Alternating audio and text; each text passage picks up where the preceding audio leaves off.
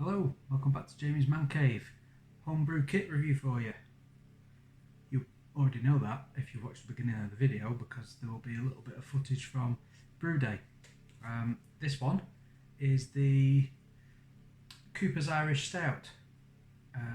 This one poured out of my Christmas present, which is the 5 litre stainless steel mini keg with the CO2 bulb added to the top. It's a new gadget that I'm testing out, potentially a video at some point coming on the kit itself. But this one, Cooper's Irish Stout, nothing added, just it was the kit itself with some, I think it was extra dark spray malt added, and I think that's about it, nothing else added. This one, so as I've said before, I tend to do a stout homebrew kit every year for winter around Christmas time, or that will be ready for Christmas time. And the past few years I've used Wilkinson's own brand, but this year I thought I'd try a little bit different and see if we could recreate the first ones we used to do back sort of 10 years ago, something like that, maybe a bit longer. And I think that when Wilkinson started doing the homebrew kits again, around about sort of between 10 and 15 years ago, I think this was I think they used to sell this, the Cooper's Irish Stout, because we brewed a stout that was really good, and then they changed a few years in and they released like their own branding of stuff, and they started doing their own, and the stout that they've done since then was slightly watery compared. And so I'm pretty sure it was this. I could be wrong though. And this is what I found and sort of tried to recreate that first lot of homebrew we used to do. So let's give it a try. Looks quite good in the glass.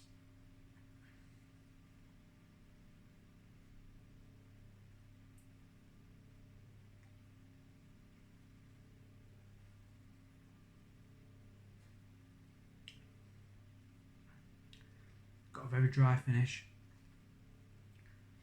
but it's certainly dark roasted malts, a little bit of coffee, some dark chocolate in there, tiny little bit of licorice, which is, you know, good and bad for me because I'm not a fan of licorice, but in this it really works because it's light. In other beers I've tried, it can be a bit too much at the front, and I don't really like it, but this one is good.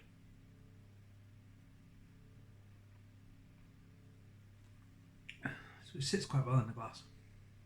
As I say, this is me sort of testing out the mini keg with the CO2 bulb on. So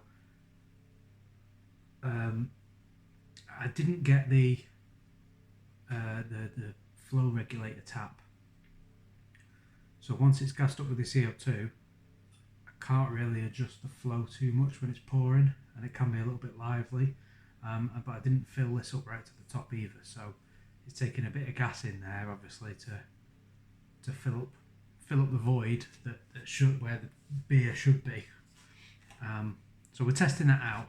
As for the Krups machine at the back, I have still got a 2 litre torp of the Irish Stout homebrew in the fridge, which needs to go on there and get used. Excuse me.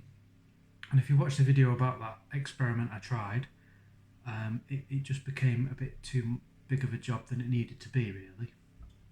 So the idea was that I could refill empty torps, reseal them with homebrew and run them through that machine.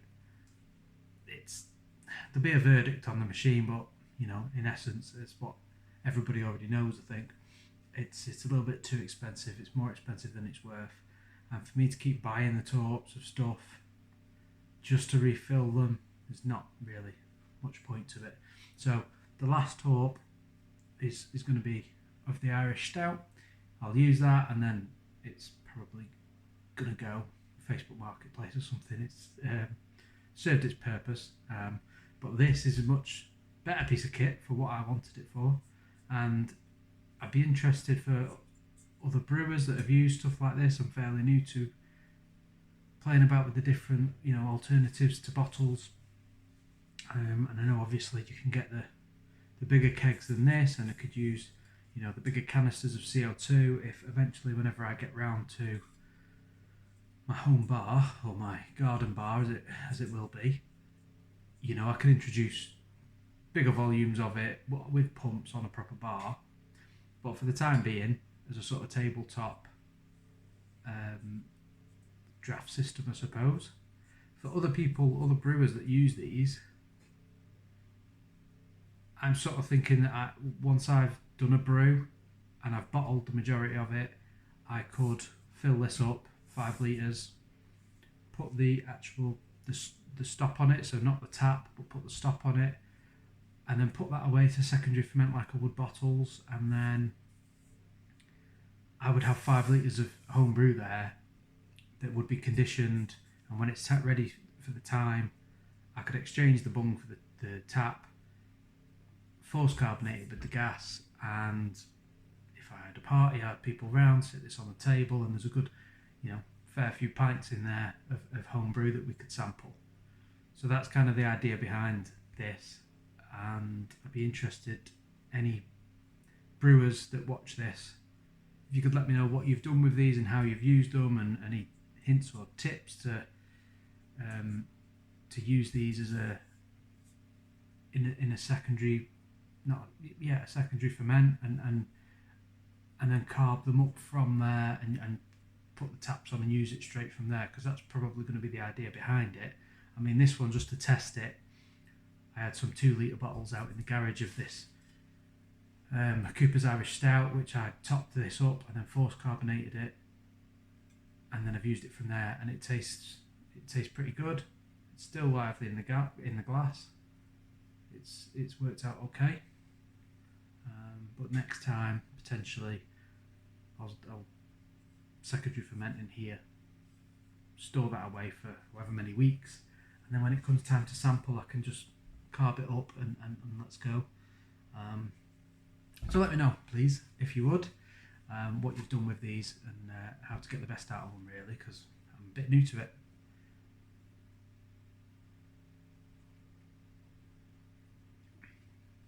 In terms of the beer itself, the Cooper's Irish Stout, like I say, dark roast malts, coffee, dark chocolate, slight hint of licorice, but not over the top, and it blends in well. As close sort of to a homemade Guinness as I've ever got. Cooper's Irish Stout kit, judging by this, is a very tasty one, and I will be getting it again. It's got much more body and flavour to this. It's very dry at the end,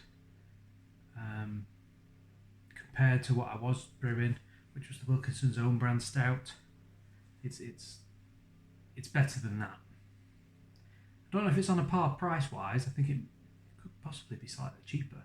This isn't an expensive kit. This is like a base level kit, and once it's brewed, it's really quite nice. It's got a body to it, and it's not watery, and it's nice and flavour.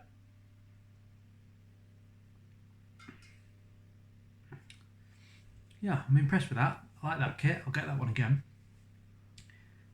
If you've got recommendations on some recent kits you've brewed, suggestions on what to get, what I should try next, please let me know.